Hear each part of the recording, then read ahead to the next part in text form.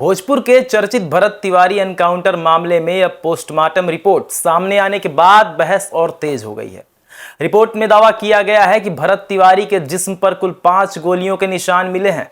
सबसे अहम बात यह बताई जा रही है कि ये सभी गोलियां कमर के नीचे यानी जांघों और पैर के निचले हिस्से में लगी है।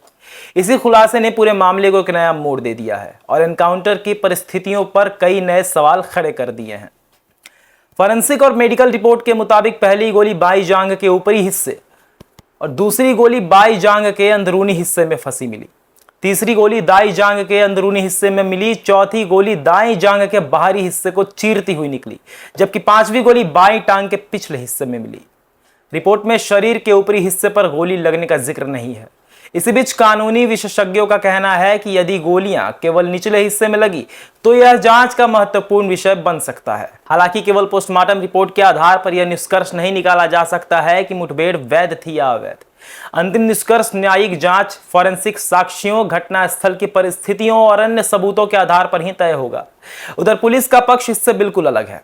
शाहपुर पुलिस का कहना है कि 17 जून को जब भरत तिवारी को गिरफ्तार करने बिलौटी पहुंची थी टीम, तब उसने कथित तौर पर अवैध हथियार से पुलिस पर फायरिंग शुरू कर दी। पुलिस का दावा है कि जवाबी कार्रवाई पूरी तरह आत्मरक्षा में की गई और इसी दौरान भरत तिवारी घायल हुआ, जिसके बाद वह अस्पताल के इलाज के दौरान उसकी मौत हो गई।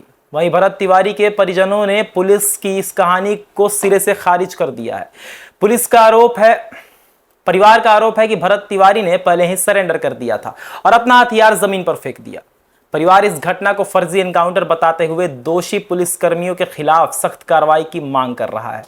मामले की गंभीरता को देखते हुए सरकार में न्यायिक जांच के आदेश दिए हैं। रिटायर्ड जस्टिस विनोद कुमार सिन्हा की अध्यक्षता में गठित आयोग बिलौटी गांव पहुंचा, जहां उसने घटनास्थल का निरीक्षण किया, परिजनों से मुलाकात की और घटना की पूरी जानकारी हासिल की।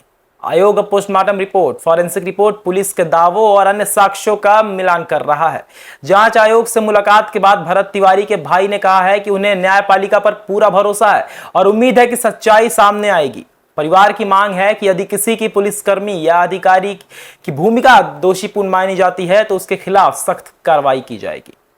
अब सबसे बड़ा सवाल यह है कि क्या पोस्टमार्टम रिपोर्ट में सामने आए ये तथ्य पुलिस की कहानी को मजबूत करेंगे या परिवार के आरोपों को नई ताकत देंगे? इसका जवाब फिलहाल किसी के पास नहीं है। पूरे मामले की सच्चाई अब न्यायिक जांच पूरी होने और आधिकारिक निष्कर्ष निकलने पर ही मिलेगी। धन्यवाद।